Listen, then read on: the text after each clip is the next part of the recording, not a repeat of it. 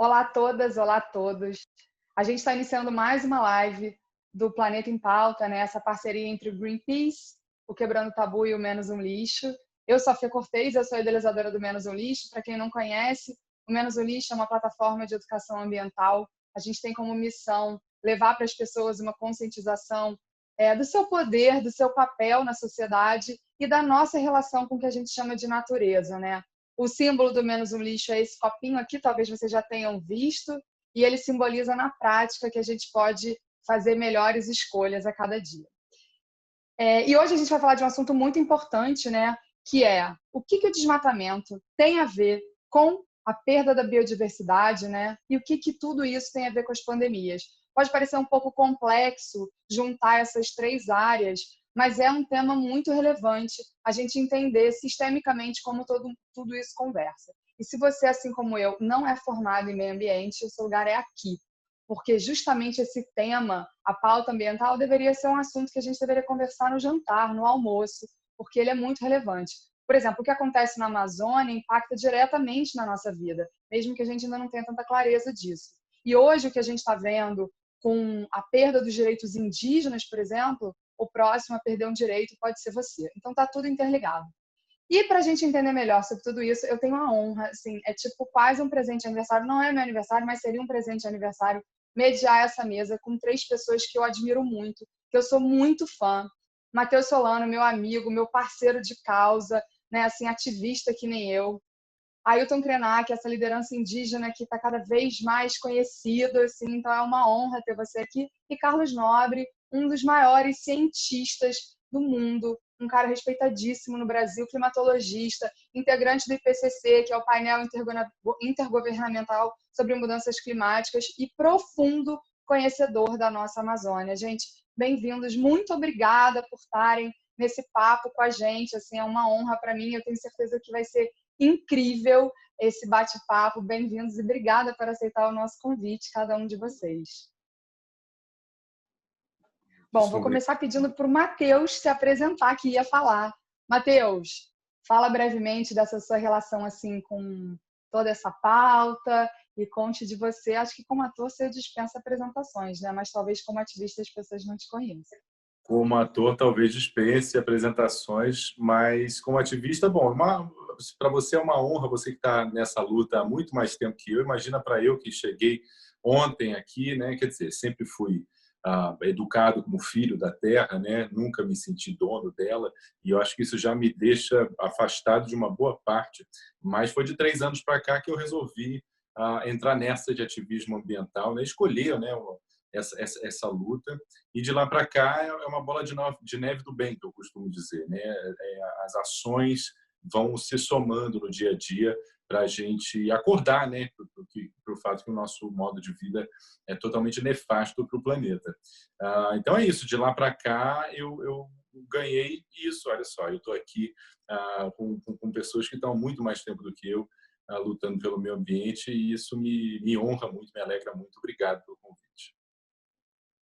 Tamo junto. Carlos, você pode contar um pouquinho para a gente também do seu trabalho, antes da gente começar esse bate-papo, porque talvez nem todo mundo entenda o que um climatologista faz, e um cientista de tanto renome, assim, lutando pela preservação do nosso ambiente.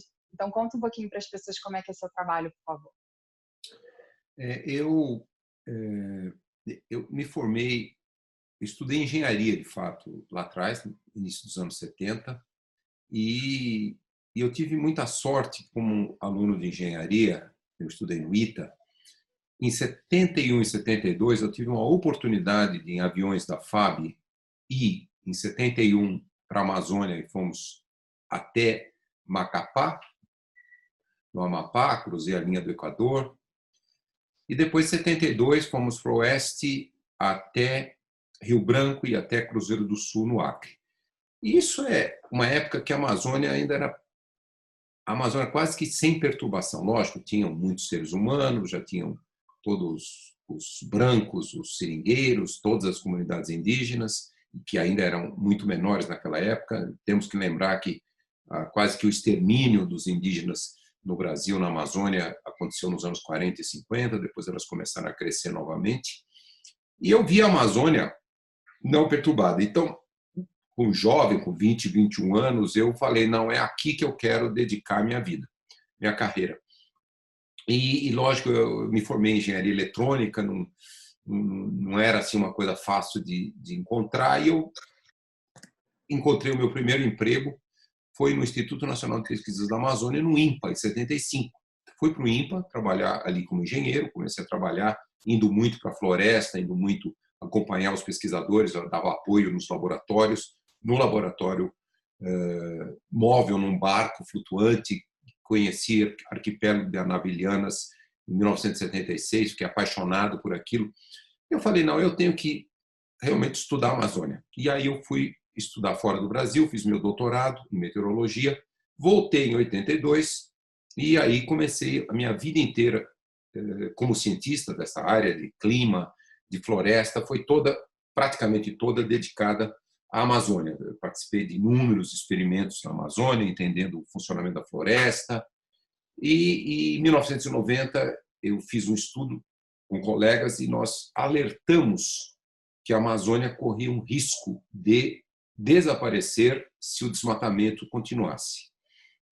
Em 1990 o desmatamento era muito menor, e aí continuei a trabalhar nisso e agora nós estamos vendo quase que uma tragédia anunciada, né? E que nós estamos vendo a Amazônia se modificar demais, os desmatamentos aceleraram muito nas últimas décadas, já perdemos aí quase 20% da floresta, e nós temos um risco muito grande de mudar, de perder a Amazônia. Então, a partir de 2017, eu comecei a me dedicar a um projeto que nós chamamos Amazônia 4.0, que é enxergar a Amazônia de uma outra maneira, enxergar o potencial que a Amazônia tem para beneficiar as populações da Amazônia e trazer um bem-estar para toda a população da Amazônia. Maravilha, parabéns pelo seu trabalho. A gente vai entender mais desse projeto daqui a pouco. Antes da gente entrar nos assuntos da live, então, eu queria pedir para o Krenak se apresentar rapidamente e contar um pouquinho da sua militância, mas um pouquinho, porque depois a gente vai ter espaço para falar de todo esse tema maravilhoso. Krenak, a palavra está com você. Liga o microfone, Krenak.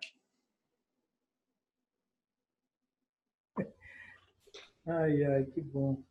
Bem, a sua experiência, Matheus, é ótima, porque você viu que eu estava de microfone desligado. Ótimo. E quero cumprimentar o professor Carlos Nobre, é uma alegria ter a oportunidade de estar junto com ele, ouvindo sobre esses últimos quase 50 anos, né, de sobrevoos, em certo sentido, dessa região que é a Bacia Amazônica. É uma oportunidade muito especial para mim. E para o meu amigo Matheus Solano, a gente já tem ensaiado algumas conversas com o público, que foi muito bom também, porque amplia a consciência das pessoas sobre alguns aspectos que passam despercebido pela maioria de nós, né? Alguns temas parece que são assuntos para especialistas.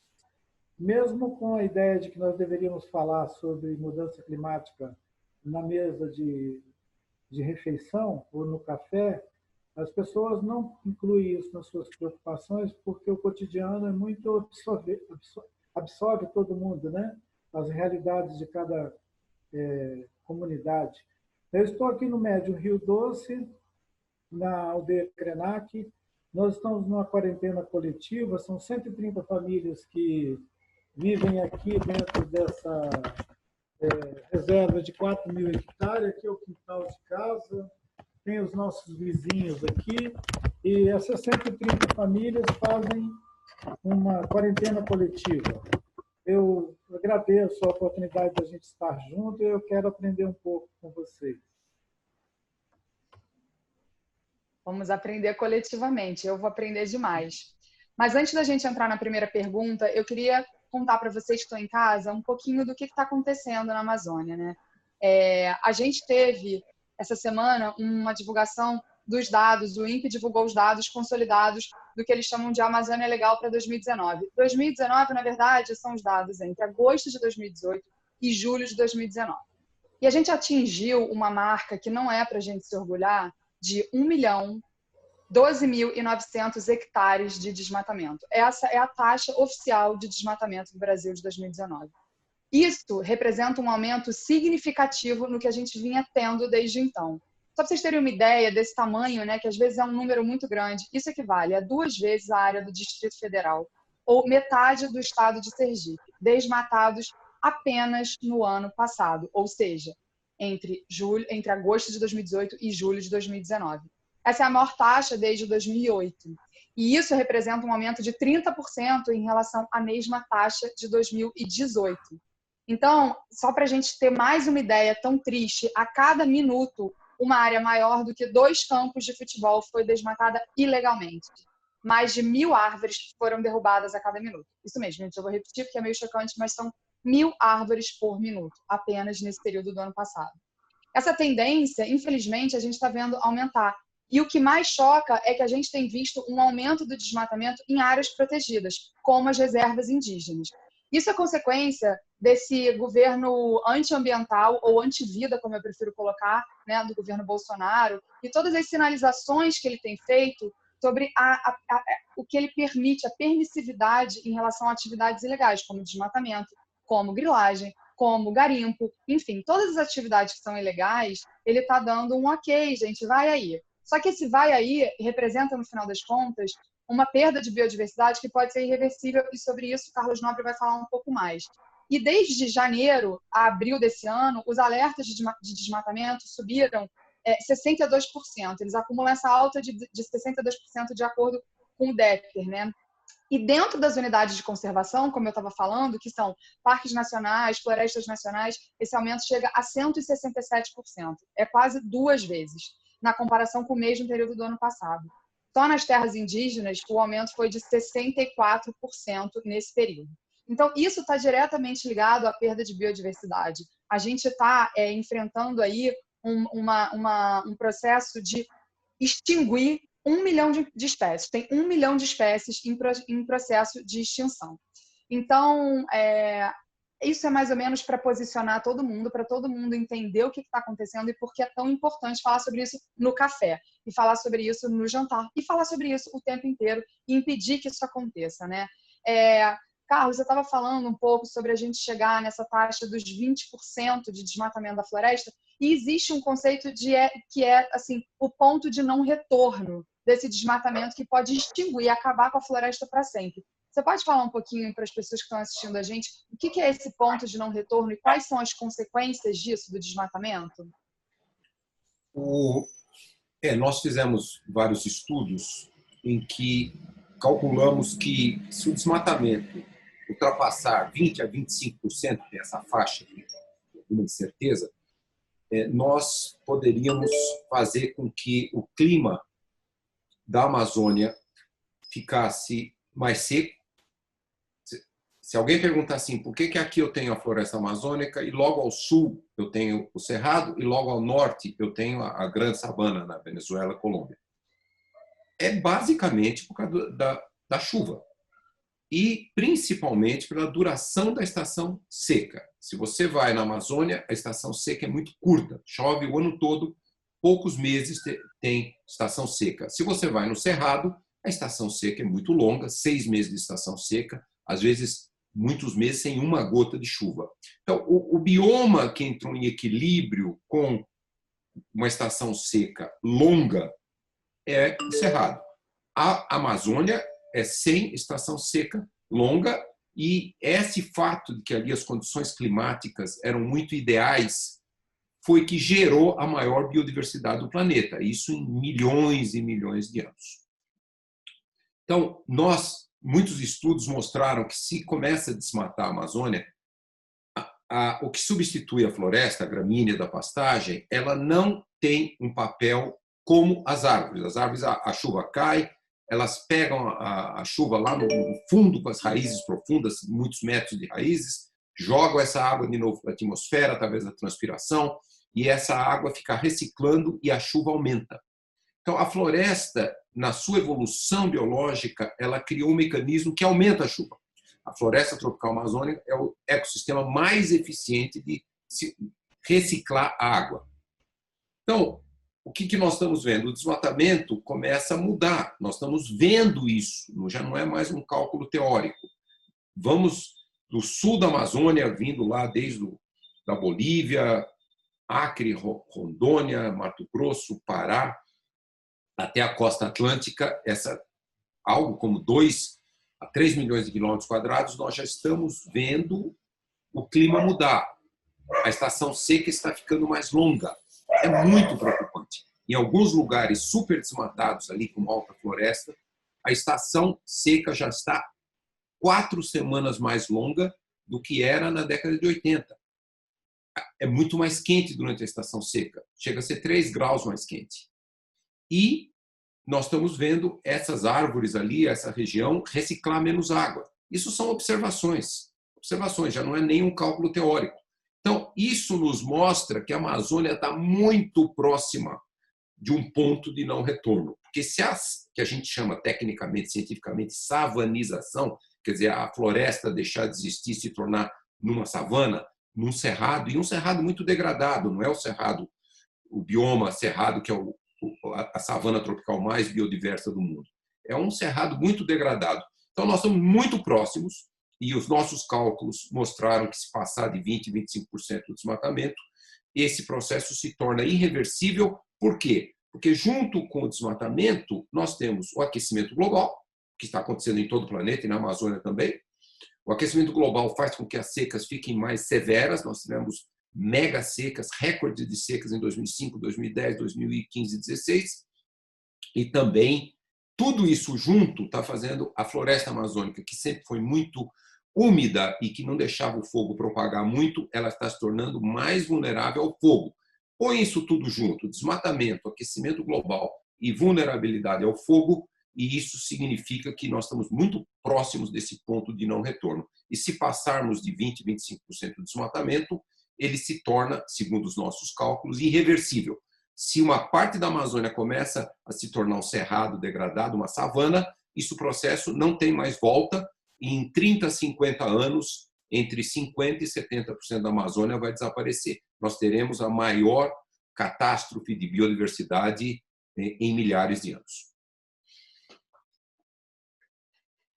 É difícil ouvir isso, né? Eu imagino que para as pessoas que estão aí ouvindo esse dado, a primeira vez que eu ouvi sobre esse ponto do não retorno foi para mim muito chocante, porque eu já fui para a Amazônia, é o lugar com a maior energia que eu já senti na minha vida. E eu queria perguntar para o Matheus agora, assim, Matheus, e eu sei que por que eu estou perguntando isso? Porque as pessoas vão perguntar, eu não quero que isso aconteça, o que eu posso fazer na minha casa para prevenir isso de acontecer? Então, Matheus, conta um pouquinho da sua experiência com a Amazônia e já responde essa pergunta, que eu sei que ela é que mais vai vir. O que as pessoas podem fazer? Elas estão muito engajadas em não deixar isso acontecer. O que elas podem fazer para isso não acontecer? Primeiro, comentando em cima do que foi falado, que isso tem que ser assunto na mesa de jantar, né? Esse assunto ainda vai lá, mas a gente tem que mudar nossos hábitos, né? Para conseguir mudar isso, né? Não basta só falar sobre o assunto, a gente precisa realmente mudar alguns hábitos que a gente identificou como confortos imprescindíveis, né? Quando, na verdade, são hábitos muito recentes. O plástico é muito recente. Garrafinha de água, isso é uma coisa de ontem. E, no entanto, já está emporcalhando todo esse planeta. Então, mudar os seus hábitos, começar a recusar plástico, privilegiar empresas empresas que pensem no meio ambiente através das embalagens ou da forma orgânica de produção do seu produto, favorecer as pequenas e microempresas e é isso, incentivar uma nova forma de estar aqui nesse mundo.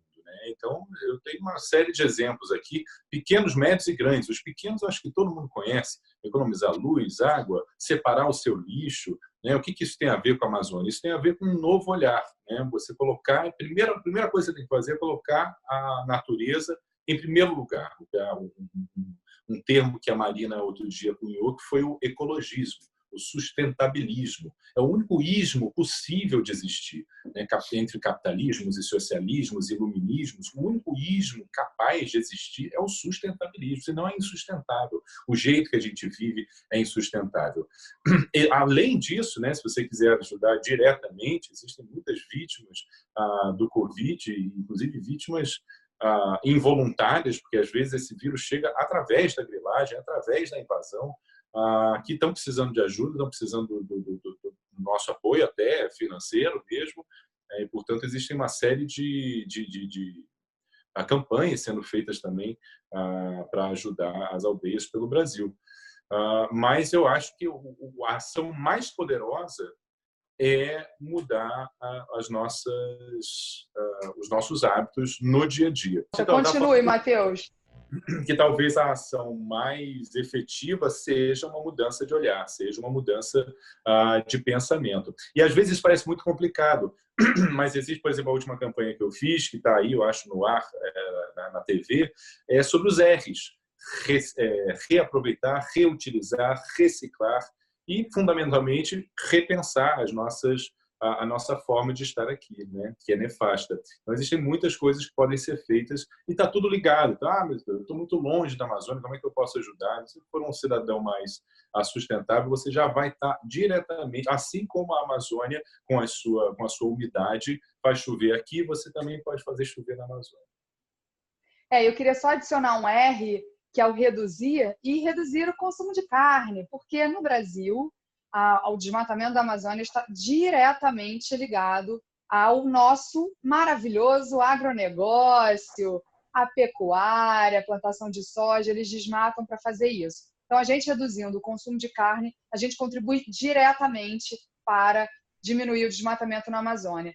E eu acho interessante isso que você falou, Matheus, porque, assim, às vezes a gente tem um pouco de dificuldade de conectar os pontos, né? O que a nossa redução de, sei lá, uso de água ou de energia impacta na Amazônia?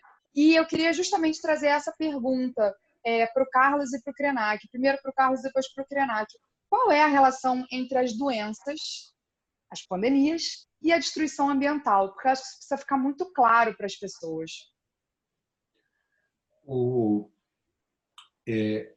Vamos dizer assim, eu tenho falado isso, um pouco de sorte, eu diria, a gente não ter tido ainda nenhuma grande pandemia ou epidemia muito grave originária da perturbação que nós estamos fazendo na Amazônia. A Amazônia é o lugar do mundo onde existem mais micro-organismos, vírus, bactérias, protozoários, parasitas.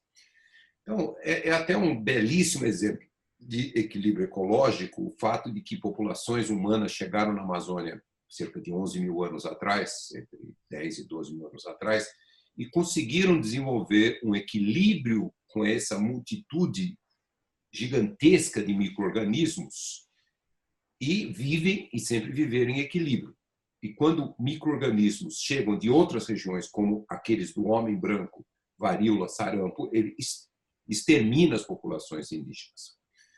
Porque esses não eram micro-organismos do ambiente amazônico ou do ambiente da América do Sul.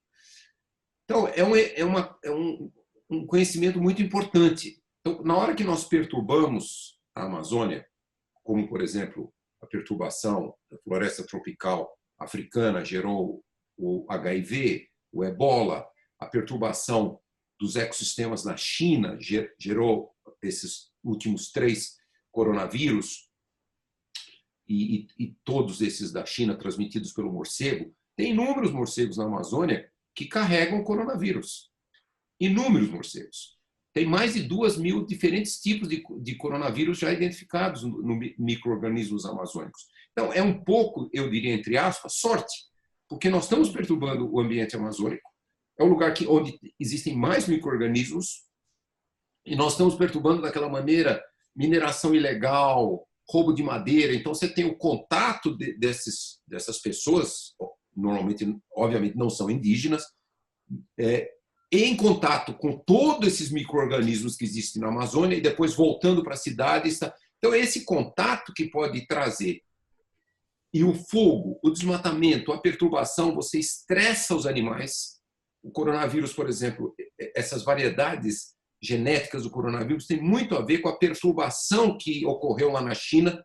Também o desmate, a invasão das cavernas, tudo isso fez com que o coronavírus, o primeiro, o segundo, esse terceiro, eles viram dentro do morcego, eles mudam a sua genética e depois o consumo do morcego, do pangolim e de outros animais nos mercados de vida silvestre, de animais silvestres da China, eles fizeram o coronavírus chegar no humano e aí ele se transmitiu gigantescamente pela facilidade que hoje as pessoas têm de viajar. Então, a Amazônia, se nós não cuidarmos do equilíbrio ecológico, a Amazônia vai sim um dia, é difícil prever que dia isso vai acontecer, mas vai acontecer, ela vai gerar mega pandemias. Então, essa é uma mensagem, o Covid-19 vem numa hora que nós temos que tomar todo o cuidado de restabelecer o equilíbrio ecológico do mundo, mas, em particular, do lugar onde existem mais micro-organismos no mundo, a Amazônia. Nós temos que restaurar o equilíbrio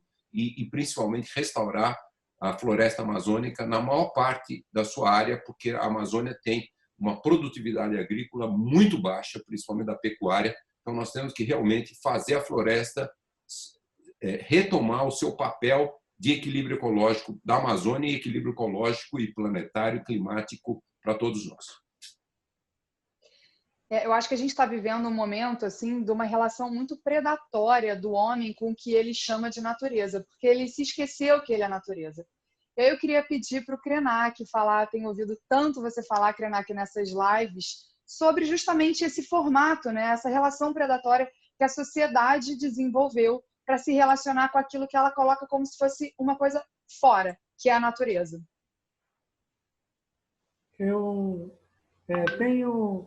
Eu tenho procurado ressaltar para as pessoas que a Amazônia é um bioma,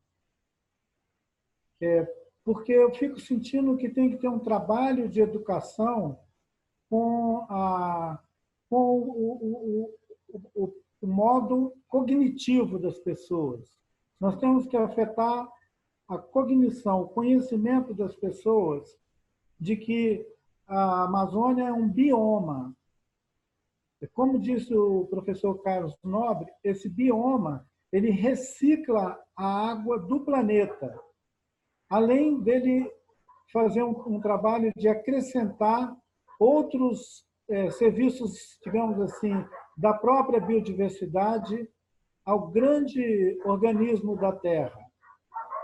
Se nós conseguirmos que, mesmo que demore ainda um pouco, mas que as pessoas comecem a entender que existem biomas, que quem vive no Rio de Janeiro está no bioma da Mata Atlântica, esse entendimento pode nos ajudar a entender que tem um organismo e que esse organismo tem variações e que a gente precisa estar ciente das variações que esse organismo tem em cada escolha que a gente faz.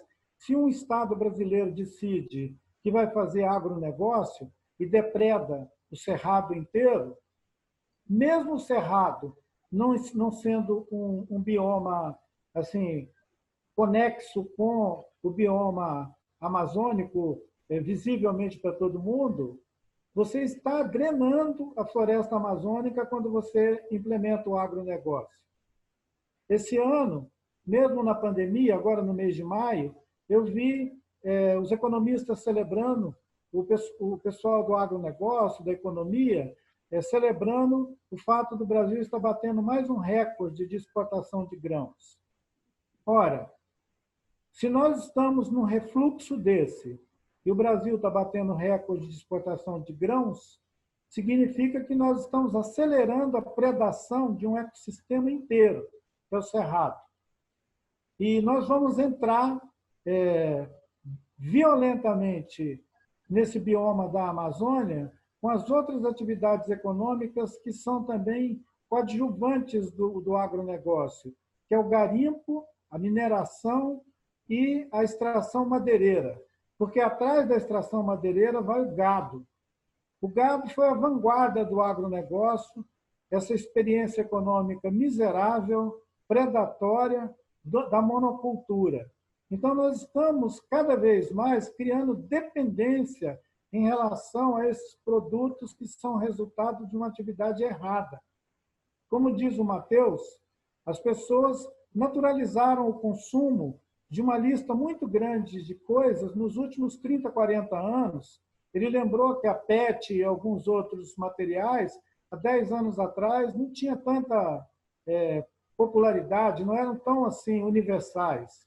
Hoje, toda essa lista de produtos recente que parece que dá conforto, eles têm um custo elevadíssimo para cada bioma de onde são retirados a matéria-prima para eles. A mineração aqui na nossa região, em Minas Gerais, ela foi responsável não só pela destruição de 2 bacias hidrográficas importantes, o Rio Doce e o Paraopebas, mas também ela foi muito significativa para devastar a nossa paisagem. Então, esse organismo constituído de biomas, que é uma maneira da gente compreender a sensibilidade desse vasto organismo da Terra, ele está agora afetado pelo que já foi mencionado aqui, que é a mudança climática. Então, nós temos sobreposto diferentes ataques a esses ecossistemas. Então, nós temos os biomas, a complexidade da biosfera do planeta Terra e uma ação predatória, devastadora, que os humanos estão fazendo em qualquer latitude. É Nova York, qualquer lugar do mundo. E mesmo para minha tristeza, digamos assim, mesmo nas regiões mais pobres do planeta, ou principalmente nas regiões mais pobres do planeta, o consumo dessa porcariada produzida nos últimos 50 anos virou uma espécie assim de religião. Na África e na Ásia, o consumo dessa tralha tecnológica, que foi só o advento do plástico que fez isso viralizar, e todas as outras coisas, a ideia, por exemplo, do automóvel, gente. O automóvel era uma coisa para ser usada em alguns lugares. O automóvel virou uma peste, espalhou-se pelo planeta inteiro. Não tem um lugar do mundo que não tem automóvel. Então, assim, se fosse possível botar em questão o uso do automóvel, seria muito importante. Nós naturalizamos a ideia de avião cruzando o espaço para lá e para cá, numa multiplicação assim, do milagre dos aviões, que não para. Então, nós estamos transformando a biosfera do planeta. Nós não estamos acabando com um bioma. Eu fico horrorizado com o que está acontecendo com a Amazônia, mas eu não consigo observar o que acontece na Amazônia sem observar o que acontece no Polo Norte, no Polo Sul. Eu não posso ignorar que as geleiras estão acabando e que os ursos, que antes tinham uma cor branquinha como a neve, agora estão parecendo um bicho enferrujado, um cachorro enferrujado. Nós estamos degradando a vida em todos os lugares, em todos os continentes. E nós estamos fazendo uma profissão de fé no mercado. Todo mundo acredita que o mercado vai suprir. E a minha preocupação é que agora que nós estamos vivendo esses confinamentos em várias regiões do mundo, que as pessoas fiquem com a ilusão de que existe um mercado invisível governando o mundo. Porque já que nós estamos vivendo experiências de desgovernança política, pode criar a ilusão de que o mercado está resolvendo as coisas. É uma ilusão, que enquanto isso estão destruindo as montanhas, as florestas e acabando com os nossos rios. Tem uma apropriação brutal e violenta feita do bem comum. Isso que nós chamamos de natureza deveria ser percebido como o bem comum. É aquilo que nos torna todos, de alguma maneira, essa humanidade cogitada, né, que eu ponho em dúvida se ela existe, mas vamos lá que ela exista. E o que nos torna comum é que nós habitamos essa biosfera do planeta Terra.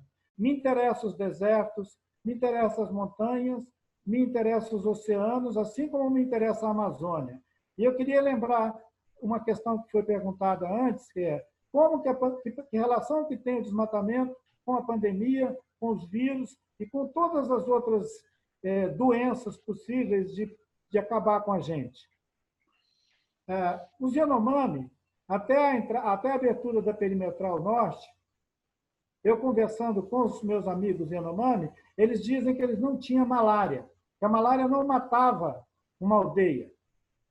Quando a Perimetral Norte entrou, na década de 70, quando o governo tentou entrar com uma grande estrada no norte do Brasil, lá na cabeça do Brasil, né, a Perimetral Norte ela tocou a borda do território Yanomami e causou uma mortandade absurda entre os Yanomami, superior a isso que está acontecendo agora com a pandemia. Uma estrada desmatando, entrando, as empreiteiras entrando na floresta, o exército entrando na floresta, né, o batalhão de engenharia metendo os tratores, os Yanomami sem contato, entrando em contato com os trabalhadores e voltando correndo para dentro da floresta e levando a mortandade. O trabalho da Cláudia Andujá, ele tem um registro sobre esse etnocídio, sobre esse genocídio Yanomami. Né? A obra da Cláudia é um monumento de denúncia sobre a tragédia que é o desmatamento e a entrada de organismos estranhos naquele bioma que é a floresta amazônica. Em equilíbrio, ninguém ali fica pegando doença. Mas quando você entra com essas lanças civilizatórias para dentro da floresta, com a brutalidade que caracteriza a colonização, você mata milhares de seres, não só os humanos. O professor Carlos Nobre falou de bilhões de seres. Então, são muitas formas de vida que são destruídas da maneira mais estúpida, porque elas, na verdade, não estão fazendo um país melhor e nem criando uma sociedade mais rica. Pelo contrário, ela está criando um país miserável e uma população bem assim desfalcada de sentido. Perfeitamente colocado, Krenak. Eu acho que tem uma coisa muito importante na sua fala, que é o que a gente considera desenvolvimento, né? Porque quando a gente entra com o trator na floresta, com a estrada na floresta, sob um suposto discurso dos governos, que não só desse, mas há muito tempo isso já começou, de que a gente está levando desenvolvimento para essas terras, de que os indígenas eles têm que progredir e que eles têm que se viver que nem os brancos e que, assim, os únicos povos que conseguem manter sustentavelmente essa relação com o lugar onde eles estão há milhares de anos são os povos indígenas. Então, será que o conceito de desenvolvimento que a gente está abordando não é um tanto obsoleto, né? Porque a gente está falando de destruir de uma forma irreversível. A ciência já mostra isso, né? Então, eu queria muito conectar o que você falou agora com a ideia da Amazônia 4.0, porque eu acho que muito do que a gente vê hoje ainda é consequência dessa visão de que existe uma mão invisível mágica que vai regular tudo e que o mercado se regula. Gente, para quem está assistindo, eu só queria falar uma coisa. Não existe mão mágica e essa regulação não é invisível. Porque só para dar um exemplozinho, a gente tem bilhões de reais de subsídio para o petróleo. Então, só colocando por aí, a gente já vê que isso não é invisível. A gente não tem imposto sobre agrotóxico. Então, só colocando por aí, a gente já vê que não é invisível. Se a gente tivesse imposto sobre agrotóxico, talvez a gente tivesse muito mais agrofloresta, porque o custo do agrotóxico seria muito maior no Brasil. Então, eu acho que é importante a gente trazer um pouco essa reflexão do que é essa mão invisível tão bem colocada pelo Krenak. E aí eu queria juntar isso para esse momento que a gente está vendo agora no Brasil, de um total desinvestimento na ciência. Porque diferente do que aconteceu, talvez, na entrada, né, desses homens brancos com os Yanomamis, a gente não sabia o que aconteceria. Agora a gente sabe o que acontece. Então, Carlos, eu queria te perguntar um pouco, pedir para te falar um pouco dessa redução do investimento na ciência, né? E como a pandemia poderia ser diferente se o Brasil tivesse mais ciência e, principalmente, se a gente tivesse essa visão do que seria desenvolvimento para a gente, para um território que tem a maior biodiversidade do mundo, que tem o maior número de aldeias indígenas hoje no mundo, que tem a maior bacia hidrográfica do mundo, que tem tantas coisas assim maravilhosas em maior número no mundo. como isso poderia ser diferente se a gente tivesse um investimento maior em ciência. Então, eu queria te perguntar isso. Antes de objetivamente responder, complementando um pouco o que o Ailton e o Matheus falaram, e essa frase que você falou, a mão invisível do mercado, que não é invisível, mas eu queria falar um pouquinho também da mente invisível. E o que é a mente invisível? A mente cega. A mente cega é a dos europeus que chegaram 520 anos atrás. Eles chegaram não muito longe onde está o Ailton Krenak, eles chegaram ali no sul da Bahia. Então, aquela primeira missão militar do Pedro Álvares Cabral, que parou ali por algumas semanas, tem aquela frase muito célebre, que ficou célebre, do escriba, Pero Vaz de Caminha. Pero Vaz de Caminha ficou fascinado, né, porque ele, primeiro, foram muito bem recebidos pelos Tupinambá, não houve guerra, não foram repelidos, com invasores que logo depois se tornariam. E ele estava muito admirado, porque ele viu aquela belíssima Mata Atlântica. A Mata Atlântica do norte do Espírito Santo e sul da Bahia, ela tem uma diversidade biológica igual à da Amazônia. E ele ficou fascinado. Ele vinha da Península Ibérica, semiárido, aquelas árvores fantásticas. E já era o início da estação chuvosa ali na zona da mata. Já estava começando a chover, ele via chuva todo dia. A Península Ibérica chove 500 milímetros por ano, ali chove 2.000 milímetros. E ele escreveu lá para o rei: em se plantando tudo dá. Então, essa já é a visão do europeu que chegou no Brasil. Então, se a gente comparar o número de roças, de produtos da floresta da Mata Atlântica, que os Tupinambá cultivavam em 1500, eram umas 6 ou 7 vezes mais do que os europeus cultivavam na Península Ibérica. E eles então, chega sem ver nenhum valor na riqueza da biodiversidade, na cultura indígena, na tradição indígena, daquelas roças indígenas que não desmatavam, que não extinguiam a floresta. Era esse tipo mosaico. A roça, depois de uma década, 2 décadas, era abandonada, a floresta recrescia. Então, todas essas matas, Mata Atlântica, Cerrado, Amazônia, elas eram, de certo modo, humanizadas, porque elas tinham mais espécies de uso, como, por exemplo, o açaí na Amazônia. Então, quer dizer, eu tenho que ver a mente do europeu, ela já veio fechada.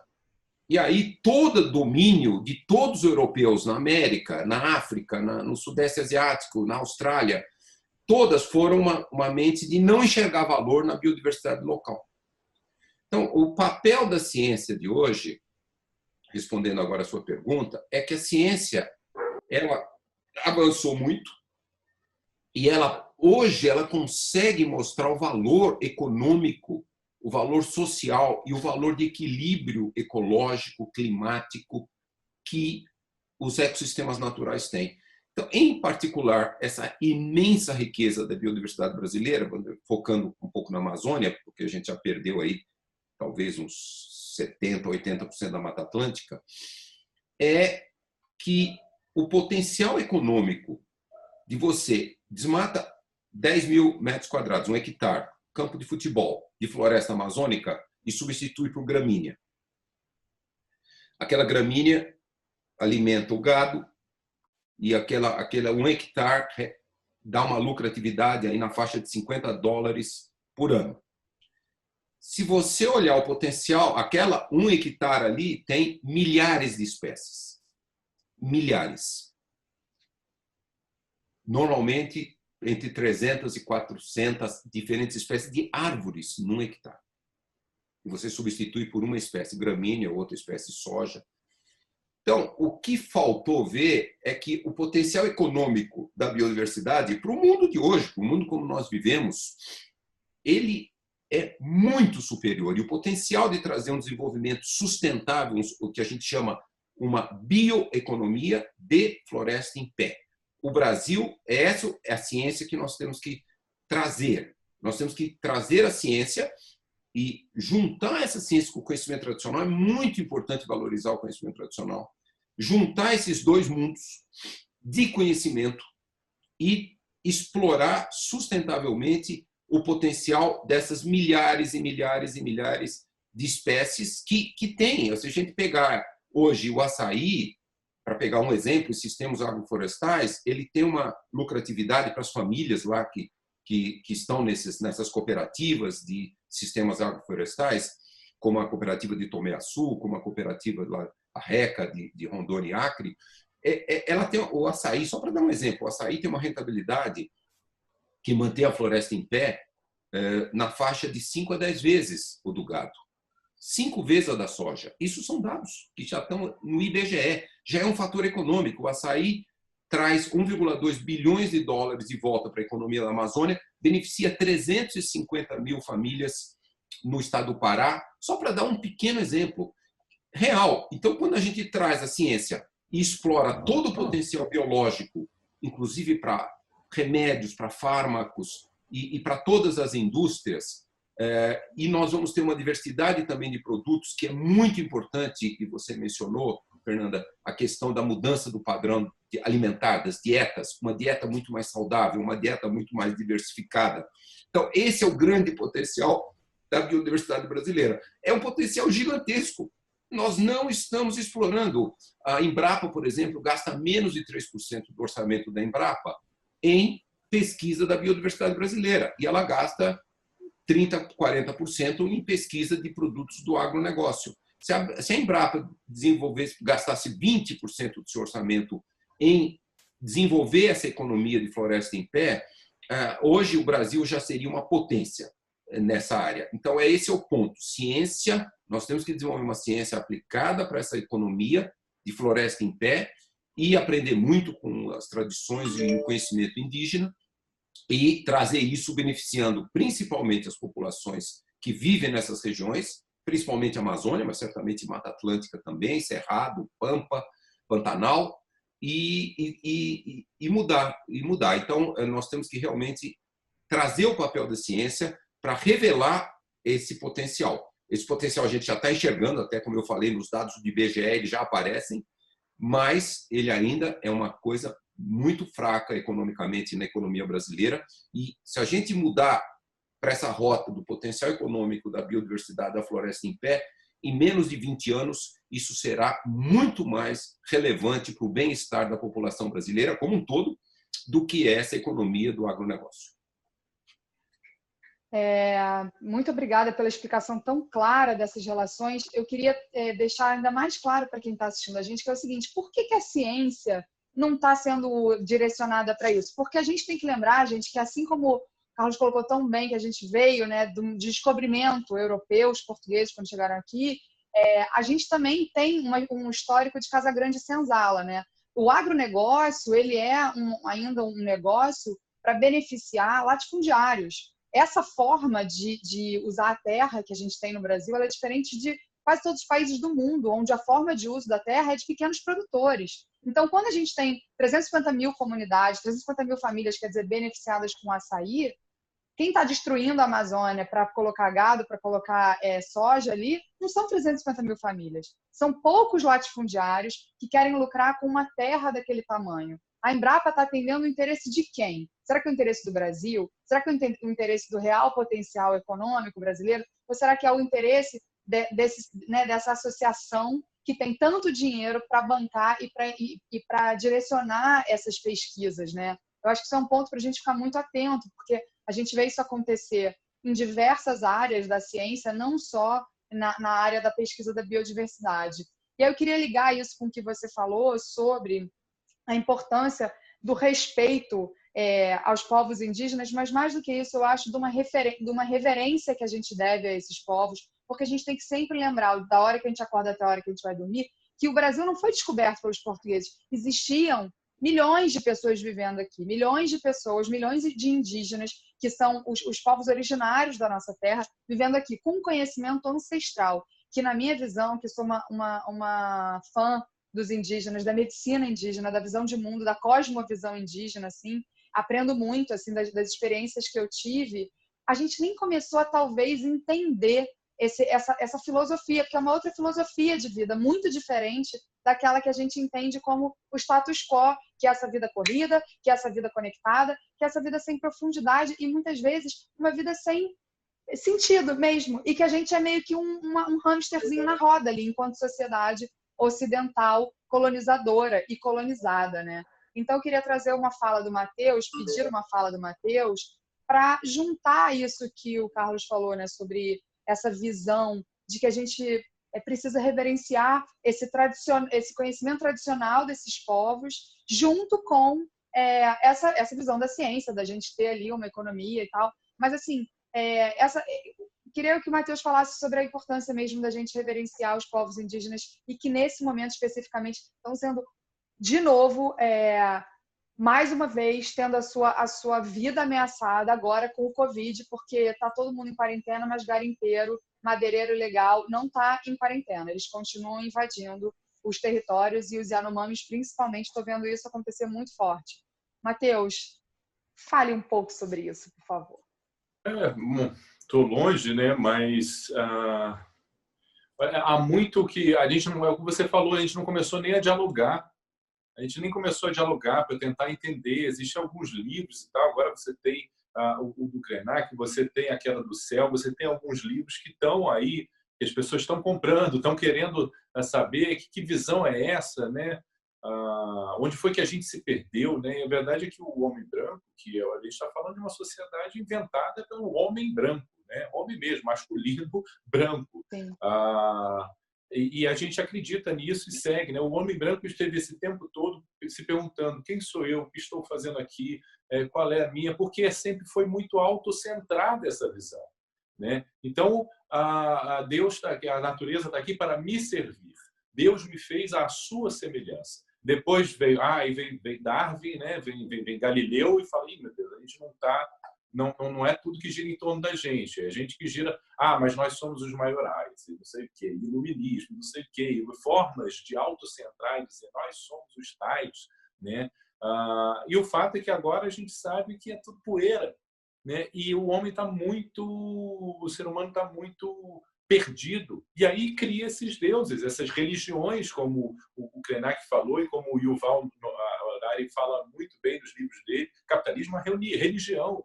É um sistema de crença. A gente bota a nossa vida, né, a serviço do mercado, a serviço de coisas que não são palpáveis, né? Então, a pergunta: o que estamos fazendo aqui? Estamos aqui para fazer parte. Como é difícil entender isso. A gente não está aqui para ser o cara, para ser o todo. A gente está aqui para ser a parte que somos, a parte que nos cabe e a parte que nos integra ao todo, né? Portanto, uma andorinha não faz verão. Eu sozinho não sou ninguém, né? Eu acho que é por aí a visão indígena e a forma sinérgica, né, que os povos originários aqui no Brasil e em outras partes do mundo aprenderam a viver e a dialogar com a natureza, né? Acho que o homem branco, a partir do momento que percebeu que ele batia na árvore e a árvore não batia de volta nele, falou: então vou sair aí derrubando a árvore, e agora a gente está pagando o preço, mas meio desnorteado, meio sem saber se a culpa é minha mesmo, de onde é que veio isso, né? E é urgente a gente dialogar com quem há tantos anos tem uma relação saudável com o meio ambiente, né? De pertencimento. Perfeito, Matheus. Gente, eu estou muito triste que a gente tem só mais 5 minutos dessa live. Eu poderia ficar aqui 2 horas, 3 horas. Eu estou aprendendo muito e está sendo assim uma honra. Então, eu acho que a última pergunta, porque eu acho que eu não vou conseguir, gente, entrar nas perguntas do público. Talvez eu queira entrar em uma só do público, mas antes de entrar nessa pergunta, se der tempo, eu queria passar a palavra para o Krenak. O que você acha que as pessoas, assim, na verdade, como é que você vê o papel desse conhecimento tradicional dos povos indígenas nisso tudo, assim? Como é que você se vê, né, o papel dos seus nisso tudo, já que a gente pensa de uma forma tão equivocada e tão diferente? Eu queria, na verdade, era dizer que eu estou muito preocupado com a desvalorização da ciência.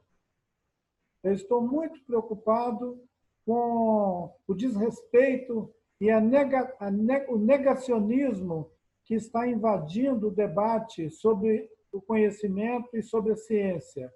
O desrespeito com quem trabalha com ciência, né?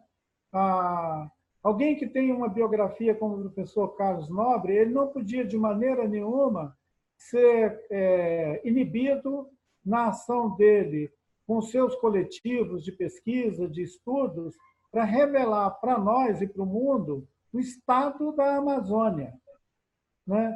Em que status que a gente está nos relacionando com uma parte da nossa vida, da nossa existência, que é a floresta amazônica, e que foi muito bom na nossa conversa ela se estender para além das fronteiras, digamos assim, nacionais. Nós conseguimos provocar nas pessoas uma curiosidade de que o bioma amazônico ele se estende para além das fronteiras do Brasil. Ele está nos países vizinhos da Colômbia, do Equador, da Venezuela, e temos 8 ou 9 países que estão fronteiriços com o Brasil, que são a Amazônia. Então, a Amazônia é um maravilhoso mundo. A gente pode pensar, sem exagero, que é um mundo, no sentido de uma biosfera capaz de dar conta de manter milhares de pessoas vivendo bem, com saúde, realizando suas vidas, suas existências de uma maneira plena. E foi bom a gente ter lembrado do Copenau Yanomami, porque no livro dele, A Queda do Céu, ele desvenda para as pessoas um mundo de existências muito potente e de uma felicidade de sentido da vida que podia ser o outro título do livro A Queda do Céu. Podia ser o sentido da vida, que é viver. E viver em harmonia com o ecossistema onde você apareceu. Ele conta sobre a aparição dos Yanomami aqui no planeta Terra. E diz como eles viveram desde que apareceram até ontem, sem destruir aquele lugar. Essa é, de um lado, a mensagem que eu queria deixar com os nossos amigos, e esse alerta de que no nosso país a ciência agora está sob ataque.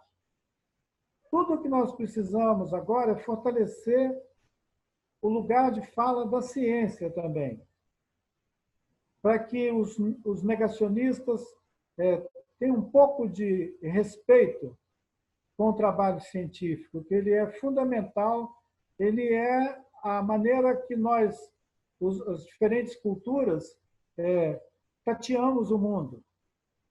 A gente vai tateando o mundo com o conhecimento, com a ciência. A ciência tem esse papel essencial. É isso. Muito obrigada. Bom, a gente vai ter que terminar. Eu quero muito agradecer, mas eu queria antes pedir, enfim, abrir para se vocês quiserem falar mais alguma coisa. Eu sei que o Carlos Nobre tem que sair exatamente agora, às 18 horas, então eu queria me despedir dele. Se Krenak e Matheus quiserem ficar mais 5 minutinhos para a gente fazer uma fala de fechamento ou responder alguma pergunta, se vocês puderem, sim. Queria agradecer muito a você, Carlos, pela sua pesquisa, pela sua importância, pela dedicação da sua vida a essa causa, a esse manancial de vida que é a Amazônia. E, assim, eu queria te pedir desculpas em nome do povo brasileiro pelo desrespeito que o nosso governo tem prestado, tem o tempo inteiro feito em relação à ciência, em relação à necessidade extrema da ciência nesse momento, que talvez nunca tenha sido tão importante a gente ouvir os cientistas. Então, em nome do povo brasileiro, que eu sei que 70% é contra esse governo, no mínimo, eu queria te pedir desculpa e queria te pedir desculpa em nome também daqueles seres que a gente não ouve claramente, porque eu sei que eles reverenciam o seu trabalho de defesa da Amazônia. Então, eu quero te pedir assim, desculpa pela nossa burrice, se a gente puder colocar dessa maneira, de não ouvir tantas coisas preciosas que a gente deveria estar ouvindo nesse momento. Muito obrigado pela oportunidade de conversar. Eu gostei muito de ter esse diálogo com Ailton Krenak, com o Matheus, com você. Eu acho que é muito importante nós aumentarmos muito essa interação de diferentes visões e fico muito honrado de ter participado. Eu finalizo dizendo uma coisa muito simples. Nenhum governo, mandatário, rei, ditador, no mundo, na história do mundo, que se posicionou contra o que de bem o conhecimento científico pode trazer. E, às vezes, a ciência não traz só bem, não. A ciência já temos armas nucleares que podem destruir o planeta. Mas quando a maior parte dos cientistas são honestos e querem o bem da humanidade. Então, todos que se posicionaram na história recente da ciência, eles não conseguiram ter sucesso. Então, vamos ter muita paciência, muita calma e vamos insistir no caminho da sustentabilidade, e a ciência é uma ferramenta muito importante para adquirirmos sustentabilidade para o planeta, sustentabilidade para a vida humana, para a manutenção de toda a vida no planeta. Então, quem se posiciona contra a ciência, mais cedo ou mais tarde, vai dar com os burros na água. Então, vamos torcer para que isso aconteça logo no nosso país. Muitíssimo obrigado a todos vocês. Obrigada a você. Obrigada. Matheus e Ailton, vocês querem responder uma pergunta do público? Vocês têm que sair, sejam muito sinceros. Sim! Quer responder, Matheus? Então eu vou te dar uma pergunta para você responder. O desmatamento está ligado com a indústria da carne? A Sara Bianchi pergunta. Sara Bianchi, que eu saiba, principalmente com a indústria da carne e com a indústria da soja, né?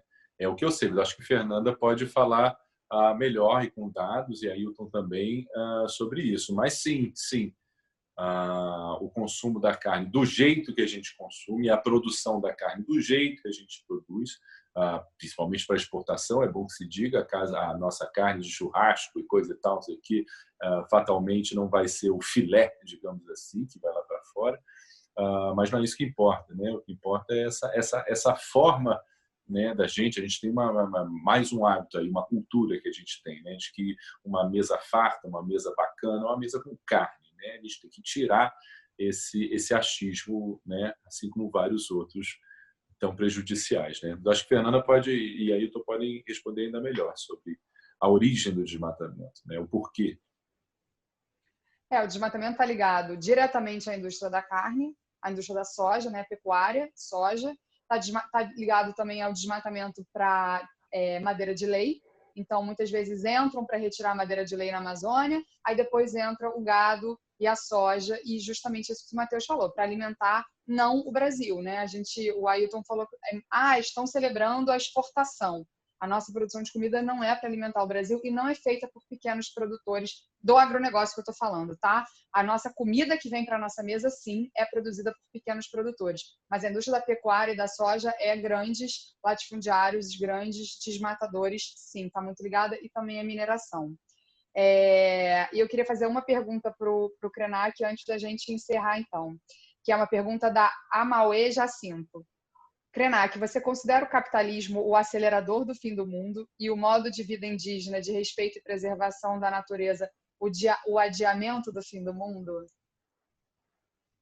Eu poderia resumir dizendo sim, é isso mesmo. Mas eu queria também dizer o seguinte, foi mencionado aqui que a nossa empresa brasileira de pesquisa agropecuária, a Embrapa, ela investe 3% em estudo da biodiversidade no bioma da Amazônia e investe 40% em desenvolvimento de pesquisas voltadas para o agronegócio, inclusive para a pecuária. Aí eu queria contar para vocês o seguinte, na década de 70, ninguém queria terra no Cerrado, porque o Cerrado não dava para fazer monocultura. A Embrapa trabalhou muito para adaptar sementes, inclusive a da soja, para que ela pudesse ser resistente ao ecossistema do Cerrado e que ela pudesse devastar o Cerrado. Então, teve um investimento intelectual, teve um investimento ideológico, teve uma escolha de destruir o Cerrado feito pelo governo brasileiro durante as décadas de 70 e 80. Tinha um jornalista ligado com o mundo rural, digamos assim, e um grande jornalista, que alguns de nós sabem quem foi, é o José Hamilton Ribeiro.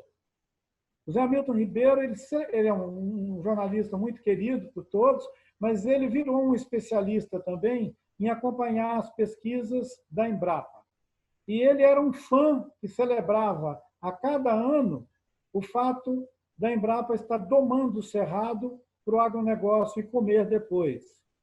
Quando o Brasil conseguiu confirmar que ele tinha uma soja resistente ao clima do cerrado, houve uma série de reportagens que celebrou o domínio do cerrado pelo agronegócio. Então, isso tem uma implicação, gente, não é um por acaso. O desmatamento ele está ligado diretamente e historicamente à atividade da pecuária. Até a década de 80, não tinha monocultura no cerrado. Tinha gado. Porque a soja e todos os outros grãos morriam no cerrado. O ecossistema do cerrado matava eles. E o ecossistema da floresta amazônica também, ele mata a soja. A soja não entra no ecossistema da floresta tropical úmida sem você alterar aquele clima.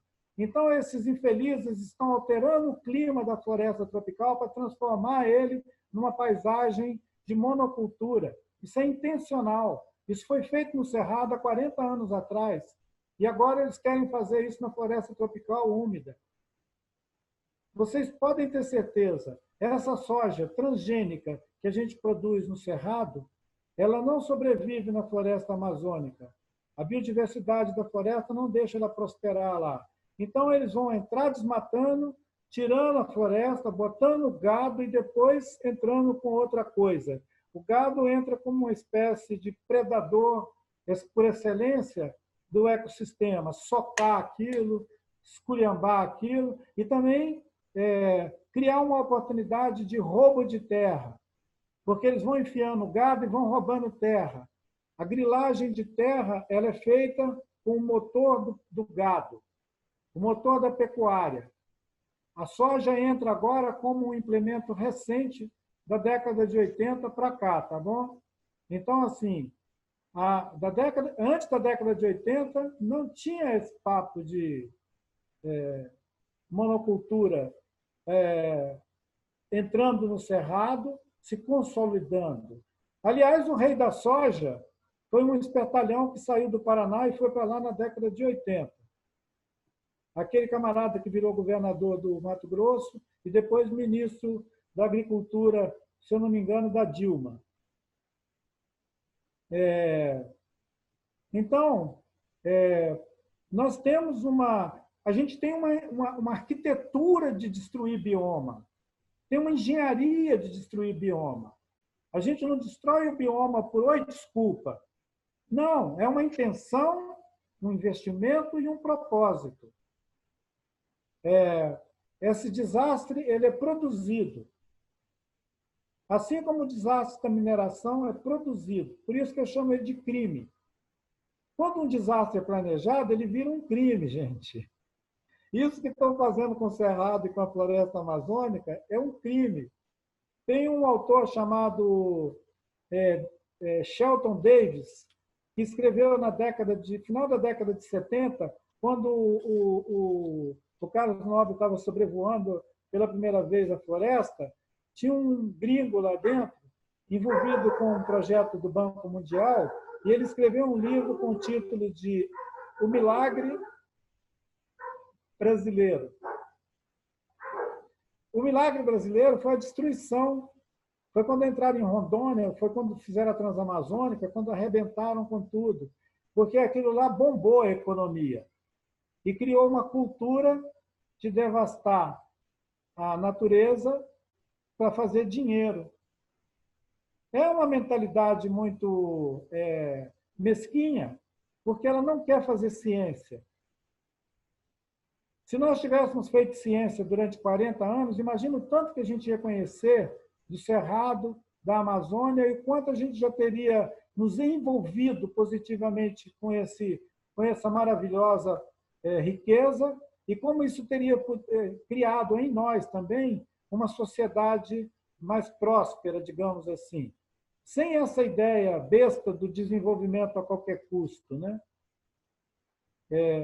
Um desenvolvimento que pudesse ter alguma correlação com o estado de felicidade das pessoas, a realização dos seres humanos e o respeito com a natureza. Parece que isso é um sonho impossível, que é assim uma utopia. Mas a gente precisa perseguir utopias, não é isso, Matheus? É o único sonho possível, né, Hilton? Então não é um sonho, é o único sonho a atingir, né? As pessoas às vezes perguntam: você é otimista? Eu falo: não vejo outro motivo para estar aqui se não é para ser otimista. Se não é otimista, é melhor você não estar aqui. Arrou. Viva! Vocês sabiam Bom, essa gente, história? Vocês sabiam que há 40 anos atrás a gente não tinha uma tecnologia agressiva para dominar o cerrado? eu não sabia. Eu não E sabia que foi, que foi que foi feito, tão recente. Nossa, foi um investimento incrível, foi muito investimento. E as outras áreas de pesquisa que tinha dentro da Embrapa, eles tinham um centro de pesquisa do Cerrado, tinha um centro de pesquisa do Trópico Úmido, chamado CEPATU, é um centro de pesquisas tecnológicas, agropecuária e tal, para o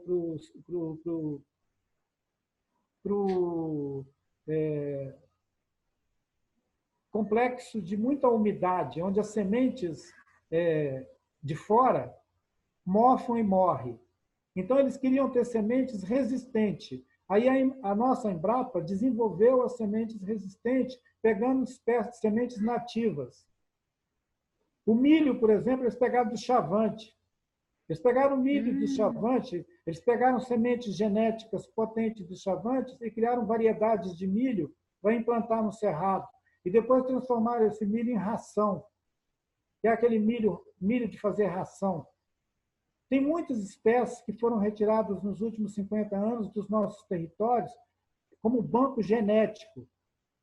Então, faz muito tempo que o nosso banco genético está sendo explorado, só que ele não está sendo explorado criativamente. Ele está sendo apropriado de maneira criminosa. E a Embrapa ajudou a fazer isso. Ajudou a fazer a apropriação de base genética dos territórios Chavante, Craô, Suruí, Yanomami, de vários territórios indígenas, para depois tornar uma semente, um patrimônio privado. Botar isso na mão do agronegócio. E, ultimamente, o debate sobre a repartição de benefícios entre conhecimento tradicional e o acesso a recursos genéticos é feito de maneira escusa, onde o conhecimento é assaltado e o povo pode receber uma esmola. Tipo assim, vão dar 8% para eles, vão dar 3% para eles, vão dividir entre as comunidades tradicionais uma graninha para eles também virarem capitalistas. Então, é uma pouca vergonha. O documento que o Brasil tem levado às conferências que debate a questão da repartição de benefícios entre o acesso a conhecimento genético e depois a transformação disso numa mercadoria, o Brasil tem sido subalterno e deixa o pessoal fazer o que quer. Agora, então, é que nós estamos ferrados, porque a gente tem um governo totalmente rendido a essa mentalidade liberalizante e predatória, né? Nós precisamos ficar alerta, ficar cada vez mais ativos a partir de cada uma das nossas comunidades, para a gente não se deixar assaltar. Então, eu queria terminar com uma mensagem de otimismo, porque a realidade é muito dura. Para quem está ouvindo, deve estar assim: ah, bom, então se tudo isso está acontecendo mesmo, não adianta eu fazer nada. E adianta, gente. Como o Krenak falou, agora é a hora de agir, mais do que nunca. Porque justamente agora... eu sei que você é otimista, Krenak. Então, assim... Eu não sou pessimista. Eu até poderia me despedir dos nossos possíveis ouvintes, dos amigos que a gente cogita de que estão por aí nos acompanhando, que a experiência que o Carlos Nobre mencionou, que na década de 40 e 50 os povos indígenas quase foram extintos e que chegaram, inclusive, a ser declarados em muitos relatórios extintos. E nós estamos aqui, e ele depois disse que eles vieram de novo, o IBGE e outras estatísticas mostrar que eles não só sobreviveram, mas, digamos, afirmativamente prosperaram como sociedades. Isso diz que nós estamos aqui para ficar. Nós estamos enfrentando mais uma prova, mas não é a primeira. E nós vamos celebrar juntos, mais para frente, né, a superação dessa prova. Isso não quer dizer que a gente venceu alguma coisa, mas quer dizer que na nossa relação com o tempo, né, com o tempo dos nossos ancestrais, essa experiência agora é mais uma. Se nós estivéssemos num momento de encontro presencial, eu poderia dizer para vocês, vamos celebrar a nossa herança ancestral, porque é com ela que nós vamos atravessar esse desafio, essa dificuldade que nós estamos passando. Ela está circunscrita a um tempo. Apesar de ela ter uma escala planetária, a pandemia não é uma coisa regional, ela é no planeta inteiro. A questão climática é global, é no planeta inteiro. Mas a gente tem que amadurecer também como espécie. A gente não pode ficar o tempo inteiro querendo uma distração. Senão nós vamos virar definitivamente uma sociedade do espetáculo, onde nós vamos ficar consumindo imagens, consumindo mentalidades e não vamos ter relação com a Terra. Esse organismo maravilhoso que nos bota para dormir, acorda de manhã e ainda por cima dá flores e frutos cheirosos para a gente comer a vida inteira, durante o dia. Então, é essa ideia que eu tenho da vida e dos lugares onde nós habitamos. Ela definitivamente é próxima daquela utopia, só que falta mais gente fazendo isso junto. Uma andorinha sozinha não faz verão. Né, Matheus? É isso, Ailton. É isso. Sempre bom te ouvir. Gente, olha, foi um prazer. Eu acho que eu termino a live com essa mensagem de que a gente tem que perseguir a utopia. Se não for para ser otimista, né, Matheus? Não tem porque estar aqui. E a gente tem que voltar a sonhar. Eu acho que essa questão do sonho é fundamental, né? E tem que mudar essas palavras também, porque utopia fica uma coisa inalcançável. É a única coisa que é possível, portanto, não é utopia, é a única salvação. A gente tem que ajustar esse caminho e aprender. Mudar a lente, né? Como você falou. Mudar a lente. Mudar a lente. É isso. O Ailton falou assim, o corona é global, o aquecimento é global, só nós que não somos, né? Nós somos individualistas, individuais, cada um quer vencer na vida e tal. A gente tem que mudar isso, a gente tem que ser global, assim como o corona e como o aquecimento global, porque aí a gente vai conseguir freá-los, porque eles são fruto de um desequilíbrio. Entender que a gente faz parte de uma teia, né? De uma teia da vida. Bom, gente, muito obrigada. A gente vai encerrar a transmissão agora. Eu tive o prazer de conversar com o Matheus Solano, com o Ailton Krenak, com o Carlos Nobre. Lembrando que essa live vai ficar gravada nos canais do Greenpeace, do Quebrando Tabu e do Menos um Lixo, claro. E que você pode compartilhar com seus amigos depois. E o Planeta em Pauta não acabou. Amanhã tem uma última live, dia 12, com convidados super especiais. O Fábio Porchat vai bater um papo sobre justamente como estão as comunidades indígenas nesse contexto de pandemia. Ele vai receber a indígena Célia Chacriabá e Carolina Marçal, que é do Greenpeace. Não percam. Então, você pode saber mais sobre o trabalho do Green e do Menos um Lixo e do Quebrando Tabu nos links aqui. Muito obrigada, gente. Muito obrigada, Matheus. Muito obrigada, Krenak, por serem quem vocês são, por movimentarem o que vocês movimentam, por usarem esse espaço de fala, de voz e de visibilidade para falar sobre um projeto de vida regenerativo para a Terra. Eu sou muito fã de vocês e eu agradeço muito essa live, que foi muito especial. Obrigada. Ereré. Beijos. Viva! Prazer. Viva!